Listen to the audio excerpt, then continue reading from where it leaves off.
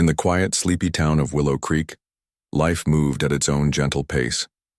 The streets were lined with old oak trees, their branches swaying softly in the breeze, and the air always carried the faint smell of freshly baked pies from the local bakery. It was the kind of place where everyone knew each other's names and neighbors waved hello as they passed by. But amidst this calm and familiar rhythm, there lived a woman who stood out, not because she was different, but because she gave so much of herself to others. Dr. Eleanor Hayes had been the town's doctor for over 2 decades. Her clinic was small but warm, filled with the comforting scent of antiseptic mingled with lavender oils she used to keep her patients calm. She wasn't just any doctor. She was the kind who stayed late if someone needed her, who made house calls when elderly folks couldn't make it to the clinic, and who always remembered little details about people's lives, like how Mrs. Thompson loved gardening or that young Billy wanted to be a firefighter when he grew up. Everyone respected her, not only for her skills but also for her big heart. But despite being surrounded by people every day, Eleanor often felt a deep loneliness inside. Her work kept her busy, and while she cherished the connections she made with her patients, they weren't enough to fill the void in her personal life. She had never married, and the idea of having children seemed like something that belonged to another lifetime. Yet as the years went by, she found herself wondering what it would feel like to have someone waiting for her at home, a child to laugh with, share stories with, and watch grow. One crisp autumn afternoon, Eleanor decided to attend an adoption fair organized by the local church. At first, she wasn't sure why she even went. Maybe it was curiosity, or maybe it was the tiny spark of hope she tried not to acknowledge. The fair was held in the church hall, decorated with colorful balloons and cheerful posters encouraging families to open their hearts. Tables were set up with information about children looking for homes, and volunteers greeted visitors with bright smiles. As Eleanor wandered through the rows of tables, flipping through photo albums and reading profiles, she didn't expect to feel anything special. Most of the kids were adorable, of course, but none of them seemed to tug at her heartstrings. That changed when she reached the last table. There, sitting quietly on a chair, was a boy around 7 years old. He had curly hair, wide brown eyes that sparkled with mischief, and a shy smile that lit up his face. On the table in front of him lay a sketchbook filled with drawings, some of animals, some of landscapes, and one particularly striking picture of a rocket ship blasting off into space. Eleanor knelt down to get a closer look. "Did you draw these?" she asked gently. The boy nodded, his cheeks turning pink. "Yeah, I like drawing stuff I see in my head." "They're amazing," Eleanor said sincerely. She turned a few more pages, marveling at the creativity and detail in each piece. Then she noticed something else, a note tucked under the corner of the sketchbook. It read, "Looking for a family who will believe in me." Something stirred in Eleanor's chest. She looked at the boy again, really looked at him, and saw not just a child, but a soul full of dreams and potential. For a moment, she hesitated. Adopting a child was no small decision, especially a black child in a predominantly white town. She knew people might talk, might question her choice, might even judge her. But then she thought about all the times she'd told her patients to follow their hearts, to do what felt right. Why should she hold herself to a different standard? "Do you want to show me more of your drawings?" she asked, smiling warmly. The boy's face broke into a grin. "Sure. I've got lots more at home, wherever I am now." Eleanor chuckled softly. "Well, maybe someday you'll have a new home, one where you can draw as much as you want." Over the next few weeks, Eleanor visited the boy several times. They talked about everything, his favorite foods, his dreams of becoming an inventor, and the things that scared him. Slow-headedly, trust began to form between them. When the adoption papers were finally signed, Eleanor felt a mix of excitement and nervousness. This was uncharted territory for her, but she was ready to give it her all. On the day the boy officially became part of her family, Eleanor took him to their new home, a cozy cottage with a garden bursting with wildflowers. As they stepped inside, he looked around with wide eyes. "Is this really mine?" he whispered. "It's ours," Eleanor corrected gently. Our home. Together. And just like that, their journey began. Not as doctor and patient, not as guardian and ward, but as mother and son. Little did they know, this decision would change not only their lives, but the entire town of Willow Creek in ways neither of them could have imagined. The early days of their new life together were a mix of joy, challenges, and quiet moments of learning. Eleanor quickly realized that being a mother wasn't just about providing food, shelter, and love. It was about patience, understanding, and finding ways to connect with someone whose world was so different from hers. The boy, for his part, was adjusting too. He had spent most of his young life moving from one foster home to another, never staying long enough to truly belong anywhere. Now here he was in a house filled with warmth and kindness, but it still felt unfamiliar. At first, the silence between them was heavy. Eleanor would call him for dinner or try to start conversations, only to be met with short answers or nervous smiles. It wasn't that he didn't want to talk. It was more like he didn't know how to trust yet. Every time she asked him about his day, he'd shrug and say, it was okay, even though she could tell there was more going on inside his head. She didn't push him, though. Instead, she gave him space while making sure he knew she was always nearby if he needed her. One evening, as they sat at the kitchen table eating spaghetti, Eleanor decided to change things up. I've been thinking, she said casually, stirring her fork in her plate. We should do something fun this weekend. Something just for us. The boy looked up, surprised. Like what? Well, I don't know. What do you like doing? Do you enjoy parks, or maybe we can go to the library? I hear they have puzzles and games there. He hesitated for a moment, then shrugged again. I guess I like drawing. Eleanor smiled. That's perfect. We'll get some new sketchbooks and colored pencils. Maybe we can even sit outside and draw together. His eyes lit up just a little at the idea, and that small spark made Eleanor's heart swell. Over the next few weeks, they started spending more time together. They went on walks through Willow Creek's winding trails, where he sketched trees and birds, and she pointed out wildflowers she remembered from medical school botany classes. At home, they baked cookies together, though more often than not, flour ended up all over the counter, and sometimes on each other. Slowly but surely, the walls around him began to come down. Still, not everyone in town understood their bond. Neighbors whispered behind closed doors, wondering why a single woman like Eleanor would adopt a black child. Some thought it was reckless. Others questioned whether she could handle raising a kid while working such long hours at the clinic. Even well-meaning friends offered advice, saying things like, "Are you sure you're ready for this?" Or, "It's a big responsibility." Eleanor heard the murmurs, of course, but she refused to let them shake her resolve. She knew what mattered most was the connection she shared with her son, not what other people thought. And deep down, she believed that showing love openly and unapologetically might help break down some of those barriers. Her faith was tested one chilly winter afternoon when the two of them walked into the grocery store. As they stood in line to pay for their groceries, an older man standing nearby gave them a disapproving look. "You sure have your hands full," he muttered loudly enough for them to hear. Eleanor froze for a second, unsure of how to respond. But before she could say anything, the boy spoke up. "Yeah, but we're good at sharing," he said confidently, holding up a bag of chips. "See? We split everything." The comment caught the man off guard, and after a brief pause, he chuckled awkwardly and turned away. Eleanor glanced down at her son, pride swelling in her chest. That moment marked a turning point, not just for him, but for her too. He was learning to stand up for himself, and she was realizing that their family didn't need validation from anyone else.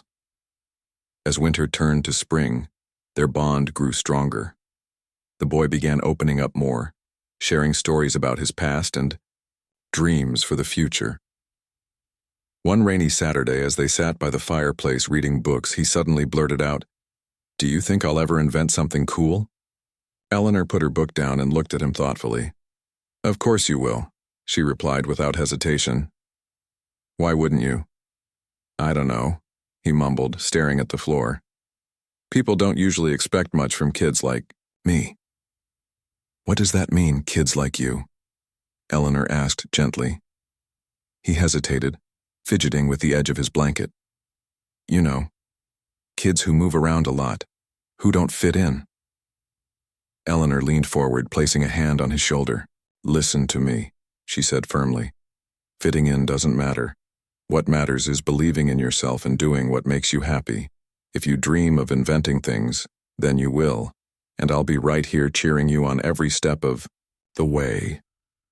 Her words seemed to sink in because from that day forward he became more confident. He started tinkering with broken gadgets he found around the house, an old clock radio, a flashlight with dead batteries, even the toaster. At first, Eleanor worried he might hurt himself, but she soon realized that his curiosity was a gift. He had a knack for taking things apart and figuring out how they worked, often managing to fix them better than before. One afternoon, as she returned home from the clinic, she found him crouched on the living room floor surrounded by wires and screws. In front of him was the ancient radio she kept in the attic, a relic from her grandparents' era that hadn't worked in years. To her astonishment, soft static crackled from the speakers. You fixed it? She asked, setting her bag down. He grinned proudly. Kinda. I mean, it's not perfect yet, but I'm getting close. Eleanor couldn't help but laugh. Well, I guess I'll need to make room for a workshop in the garage soon.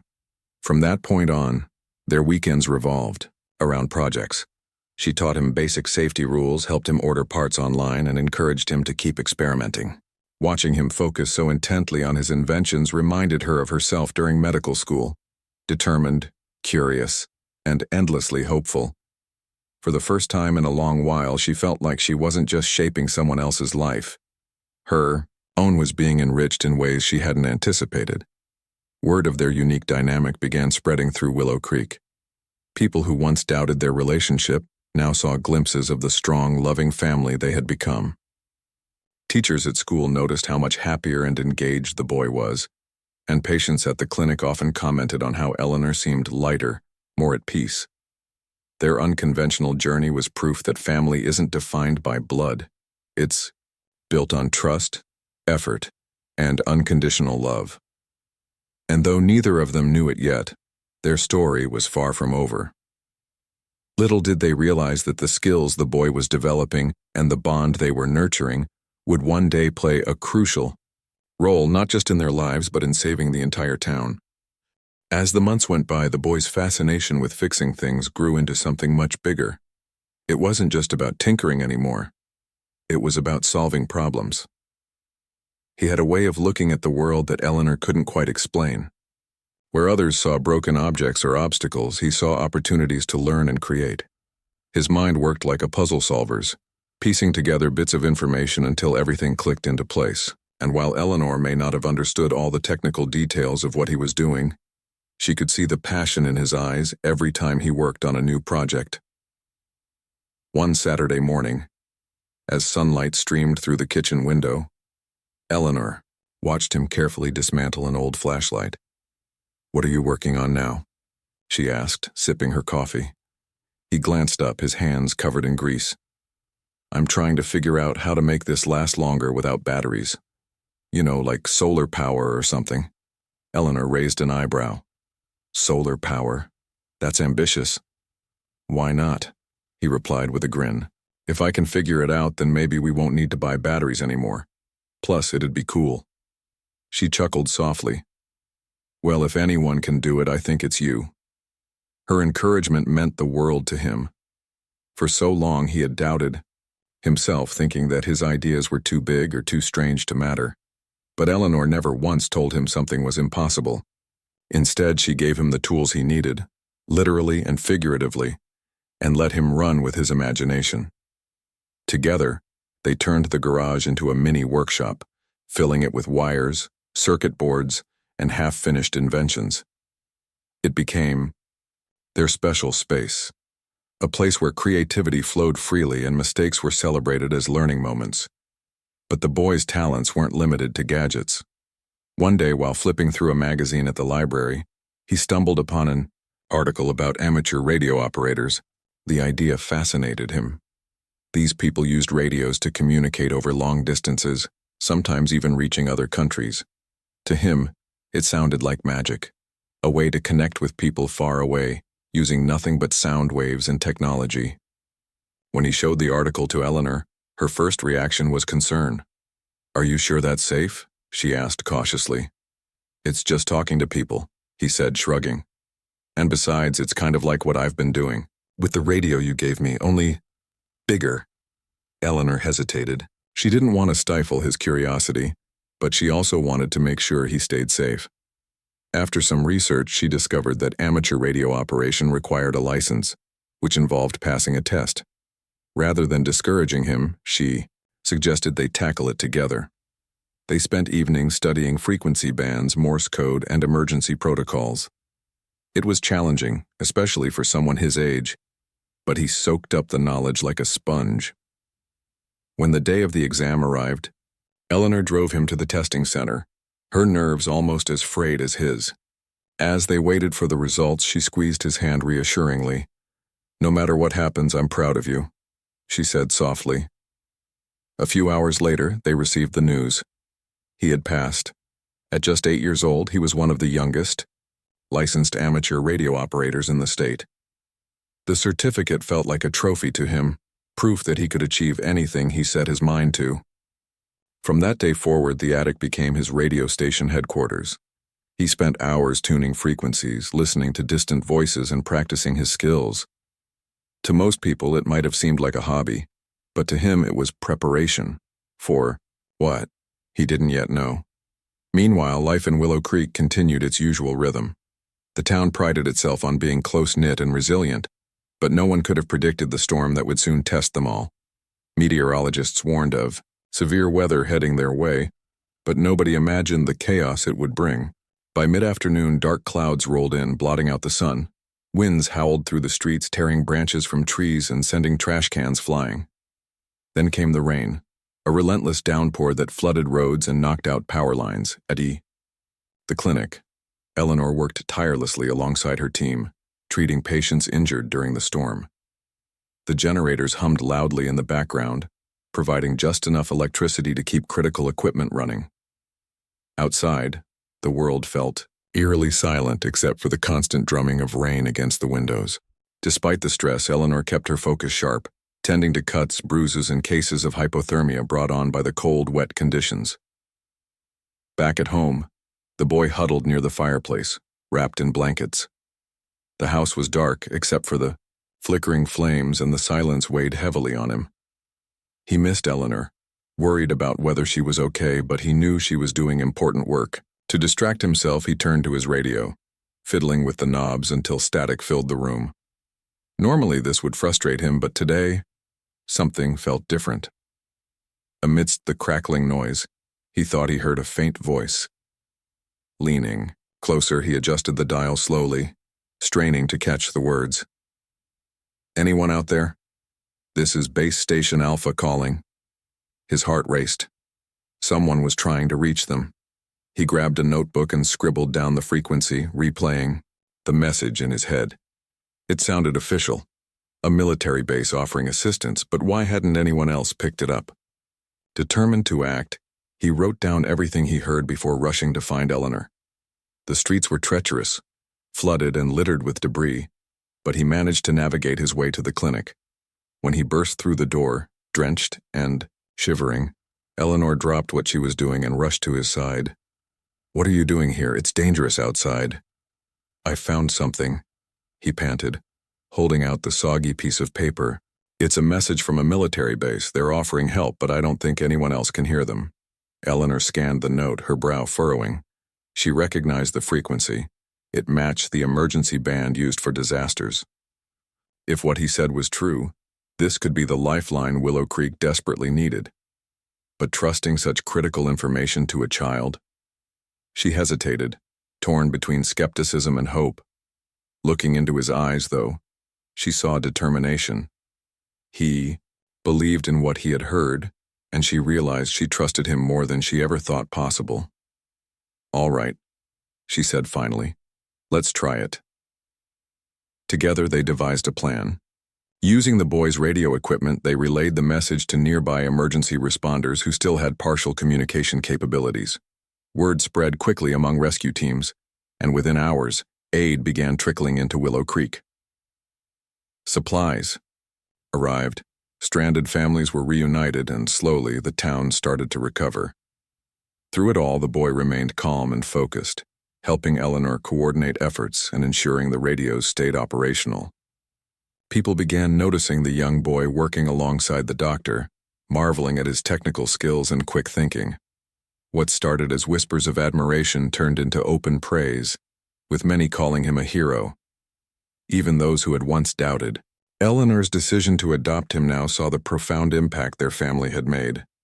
For Eleanor, the experience reinforced everything she already knew about her son.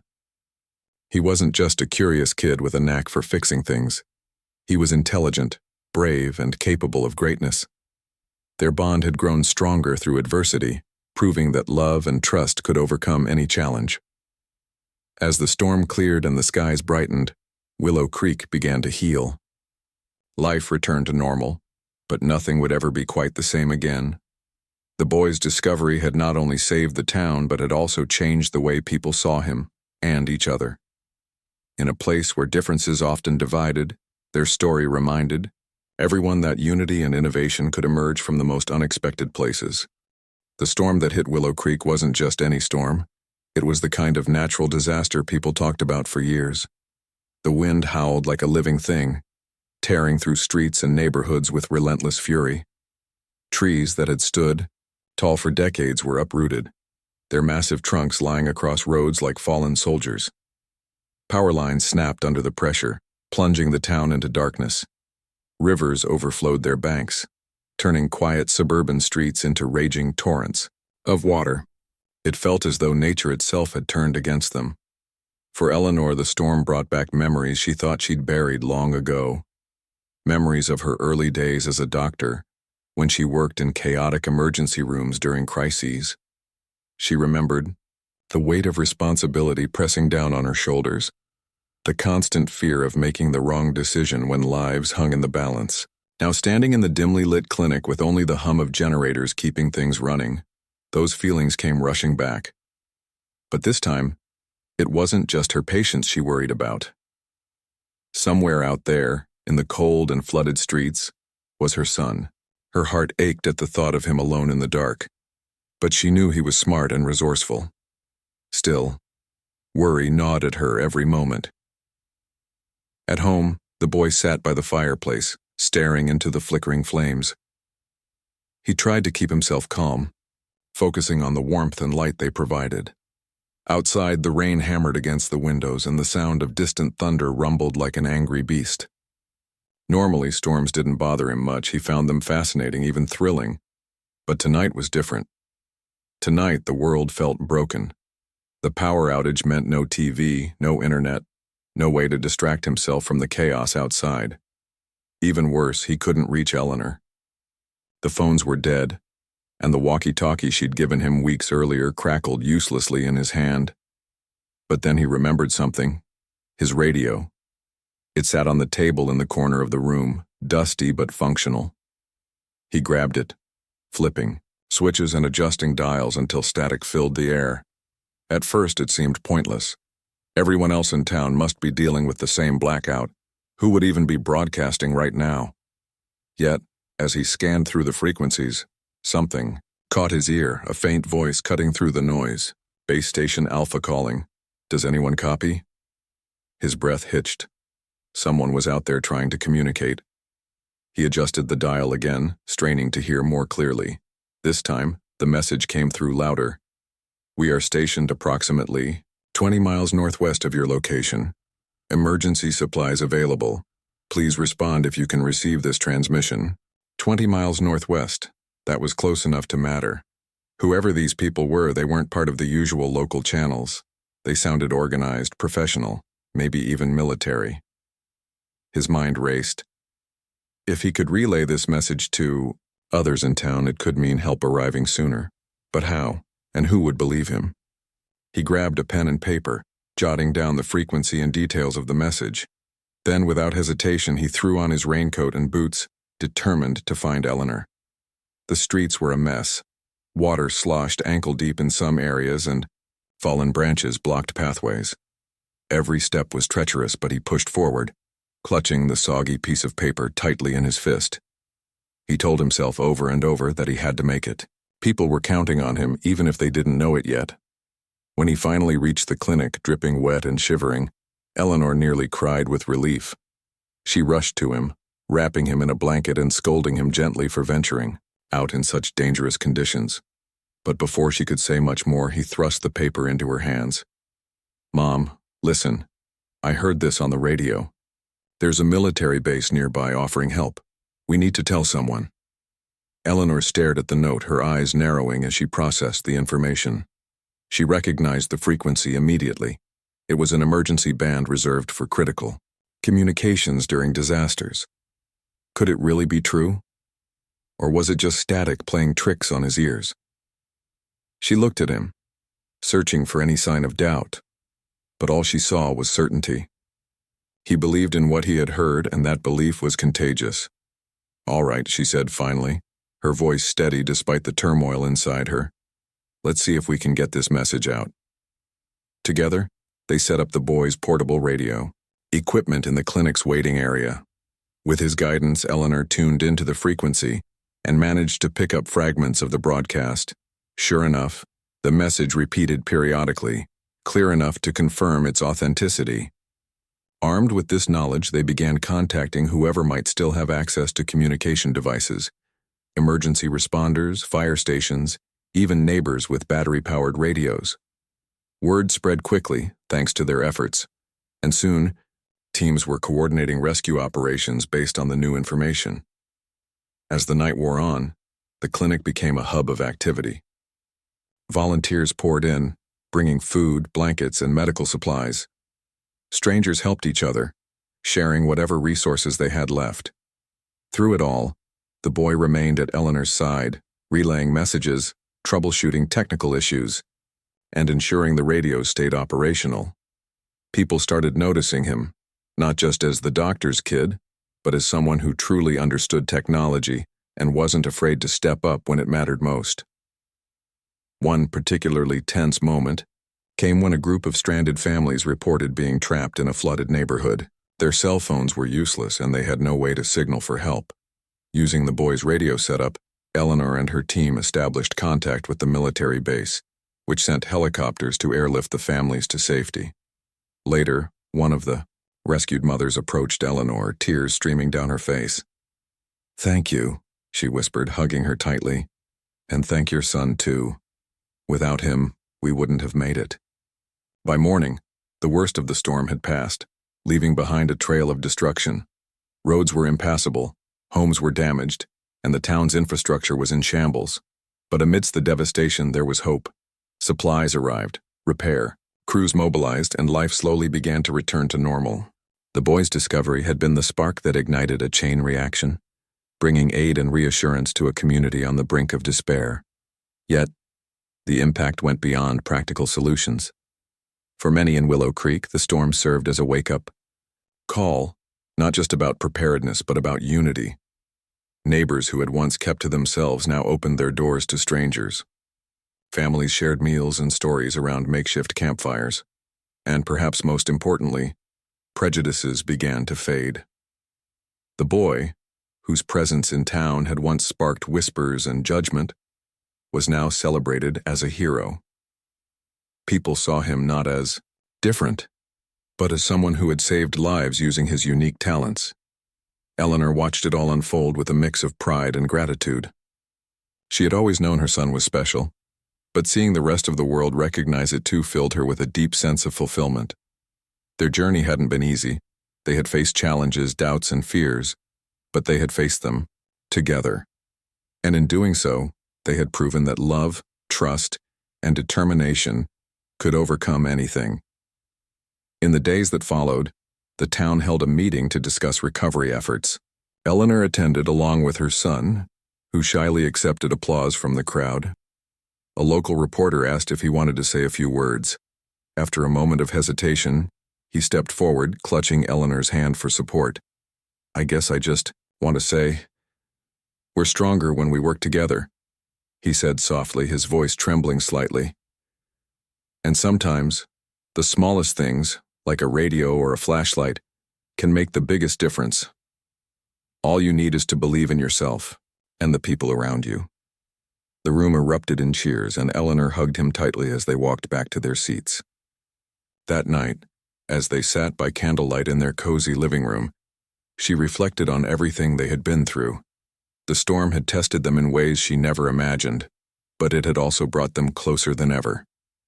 Together they had not only survived but thrived, and in the process they had reminded everyone in Willow Creek of the power of resilience, creativity, and love. The aftermath of the storm left Willow Creek in a state of weary gratitude. The town had survived thanks to the combined efforts of its residents and the unexpected help from outside sources. But as people began picking up the pieces of their lives, something remarkable happened. Conversations shifted. Neighbors who once whispered behind closed doors now spoke openly about the boy and Eleanor, not with judgment or skepticism, but with admiration. Their actions during the storm had changed perceptions in ways no one could have predicted. At first it was subtle. A shopkeeper might mention how impressed he was by the boy's quick thinking. A teacher at the local school would praise his technical skills during parent-teacher meetings. Even some of the older folks who had been the most vocal critics of Eleanor's decision to adopt him started nodding approvingly when they saw him tinkering with gadgets or helping others fix broken appliances. Slowly but surely, the boy became more than just the doctor's kid. He was seen as someone who mattered, a valued member of the community. For the boy himself, this newfound acceptance was both exciting and overwhelming. Growing up, he had always felt like an outsider, moving from one foster home to another without ever truly belonging anywhere. Now, for the first time, he felt rooted, not just because of where he lived, but because of the connections he had built. People smiled at him on the street, called him by name, and asked for his advice on fixing things around their homes. It wasn't fame exactly, but it was recognition, and that meant everything to him. Eleanor noticed the change too, though she didn't say much about it. She preferred to let things unfold naturally, watching quietly as her son blossomed into the confident young person she always knew he could be. Still, there were moments when she couldn't help but feel a swell of pride, like the day she overheard two women chatting near the bakery, saying how lucky Willow Creek was to have someone like him in town. Or the afternoon when Mr. Thompson, the gruff old mechanic who ran the auto repair shop, stopped by the clinic to thank her personally. "He's got a gift," Mr. Thompson said, leaning against the counter while Eleanor filled out paperwork. "That boy knows machines better than half my crew. You should see the way he explains stuff. It's like he's speaking a whole other language, but somehow everyone understands him." Eleanor laughed softly. "Well, I guess that's what happens when you spend all your free time taking things apart and putting them back together again." Mr. Thompson nodded thoughtfully. "Still, it's rare to find someone so young with that kind of patience and skill. You've done good, Doc. Real good." Her cheeks flushed slightly at the compliment, but she simply smiled and thanked him before returning to her work. Inside, though, she felt a quiet sense of accomplishment. Raising a child wasn't easy, especially under the circumstances they had faced. But hearing those words reminded her that every late-night study session, every trip to the hardware store, every moment of encouragement had been worth it. As life in Willow Creek returned to normal, or as close to normal as it could get after such a disaster, the boy continued to explore his passion for invention. With Eleanor's support, he signed up for an after-school STEM program, where he quickly became one of the standout students. His teachers marveled at his ability to solve complex problems and encouraged him to enter regional science fairs. At first he hesitated, unsure if his ideas were good enough to compete, but Eleanor wouldn't hear of it. "You've already proven yourself," she told him one evening as they worked on a project together. "Remember the storm? Remember how you saved us all. If you can do that, you can handle anything." He looked at her, his eyes wide with surprise. "But that was different. That was in real life." "And this is real life too," she replied firmly. "Every challenge you face helps you grow. Trust me, you're ready." With her encouragement, he entered his first science fair, presenting a solar-powered flashlight he had designed using parts salvaged from old electronics. To his amazement, He won second place, earning a trophy and a certificate that made him beam with pride. More importantly, the experience boosted his confidence, showing him that his ideas mattered beyond the walls of their home. Back in town, word spread about his success, further cementing his reputation as someone special. Local businesses began reaching out, asking for his help with various projects. One family hired him to upgrade their outdated security system, while another asked him to design a custom irrigation setup for their garden. Each job came with new challenges, but also new opportunities to learn and grow. By the time he turned 10, he had become something of a local legend, a young inventor whose creativity knew no bounds. Of course, not everything was perfect. There were still moments of doubt, times when the weight of expectations felt heavy. Once, after struggling with a particularly tricky project, he burst into tears, frustrated and convinced he'd never be able to finish. Eleanor sat beside him, letting him cry until the storm inside him passed. "Do you know why I adopted you?" she asked gently when he finally calmed down. He shook his head, sniffling. "Because you felt sorry for me?" She chuckled softly. "No, sweetheart. I adopted you because I saw something extraordinary in you, something I believed in even when you didn't believe in yourself. And I still see it, every single day." Her words stayed with him, echoing in his mind whenever self-doubt crept in. They reminded him that failure wasn't the end, it was part of the process. Every mistake taught him something new, pushing him closer to success. Meanwhile, Eleanor found herself reflecting on her own journey. Becoming a mother had changed her in ways she hadn't anticipated. It wasn't just about raising a child, it was about rediscovering herself through him. Watching him tackle challenges head-on inspired her to step outside her comfort zone. 2. She started volunteering more at community events, leading workshops on health and wellness, and mentoring young doctors eager to follow in her footsteps. Together they formed a partnership unlike any other, each encouraging the other to reach higher and dream bigger. One summer evening, as they sat on the porch watching fireflies dance in the twilight, Eleanor turned to him with a thoughtful expression. "You know," she said, "I used to think I was doing this for you, to give you a better life. But now I realize you've given me so much more than I ever expected." He tilted his head, curious. "Like what?" "A reason to keep going," she replied simply. "A reminder that life is full of possibilities, if we're brave enough to embrace them. And a partner who makes even the hardest days worthwhile." He grinned, leaning into her side. "We make a pretty good team, huh?" "The best," she agreed, wrapping an arm around him. In those quiet moments, surrounded by the beauty of nature and the warmth of their bond, they both understood something profound. Family isn't just about bloodlines or shared history. It's about standing side by side, supporting each other through thick and thin, and believing in the power of love to transform lives. For Eleanor and her son, that belief had carried them through storms literal and figurative, shaping them into the resilient, compassionate individuals they were destined to become. And though neither of them knew it yet, their story was far from over. The seeds they had planted in Willow Creek, of acceptance, innovation, and unity, would continue to grow, spreading roots deeper than they could imagine. What began as a simple act of adoption had evolved into something greater, touching countless lives and leaving a legacy that would endure for generations to come.